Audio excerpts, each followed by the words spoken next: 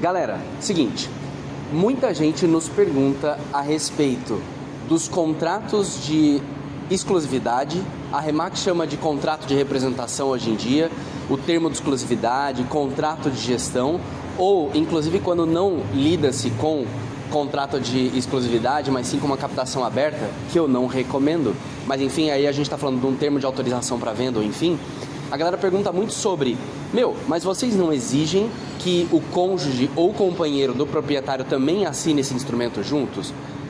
Ou seja, em outras palavras, se para se vender um imóvel, tanto o cônjuge quanto o outro, né, os dois companheiros, seja lá o que for, eles precisam ambos assinarem um contrato de compra e venda, fazendo um compromisso de venda depois da escritura, como você não exige a assinatura de ambos no caso do contrato de representação de exclusividade? Isso não pode dar problema depois? A dúvida é essa. Eu lhes respondo. Da onde que vem, primeiro, essa dúvida, essa confusão?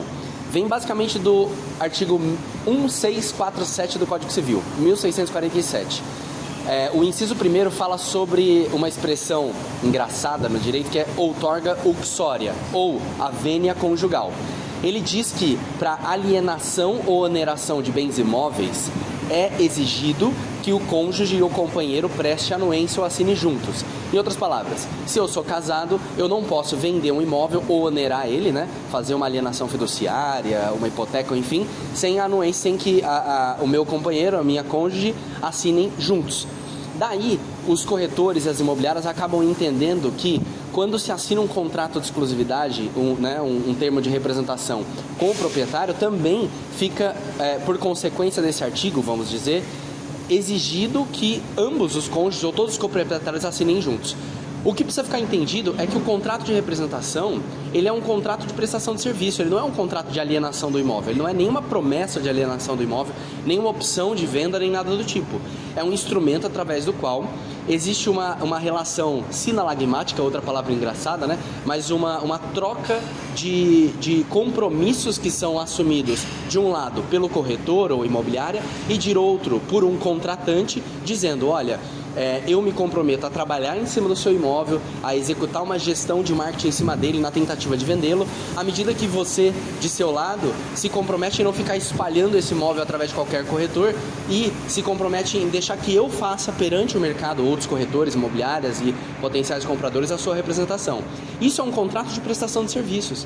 E o 1647 do Código Civil não coloca nenhuma exigência para que, num contrato de prestação de serviços, exista a vênia conjugal, então, ou a outorga uxória. Então você não precisa da vênia ou da anuência do cônjuge ou companheiro do proprietário para assinar o contrato de prestação de serviço.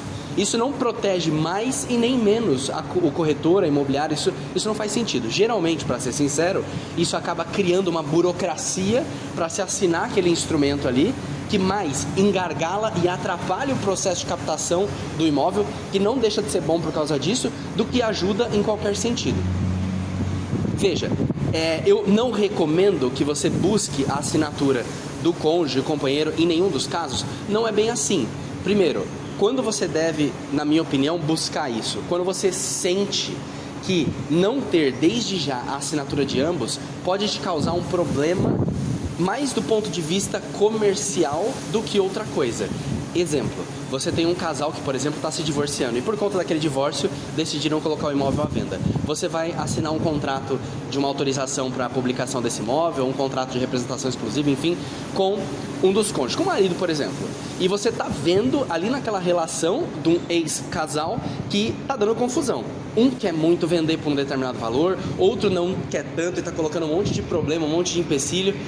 Num caso desse, veja, se você pegar a assinatura só de um, e ele se comprometer em pagar a comissão para você, desde que você atinja os objetivos ABC, se você eventualmente conseguir atingir aquele objetivo de encontrar um comprador por aquele valor que foi prometido, ele fica obrigado a te pagar a comissão? Lógico que eu não estou dando o resto do contexto, mas a resposta é sim.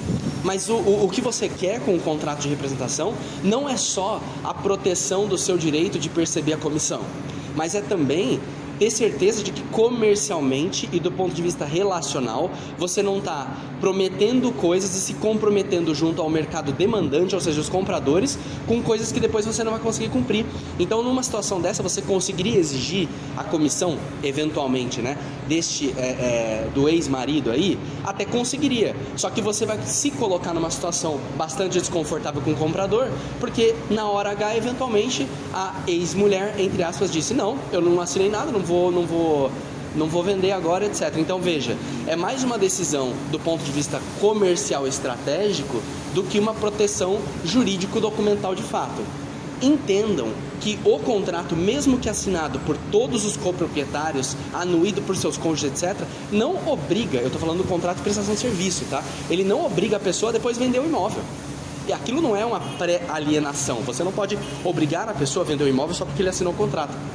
Você, a depender do que está escrito nesse instrumento, pode sim exigir o pagamento da comissão, colocar uma multa, uma indenização ou alguma coisa do tipo. Mas aquilo não pode ser entendido como uma pré-alienação, entre aspas, uma opção de venda do imóvel. Então, fique esperto e toma muito cuidado em ficar criando um gargalo, uma burocracia desnecessária para a captação do imóvel com algo que você está entendendo ser legalmente exigível, mas na verdade não é. Valeu? Até a próxima!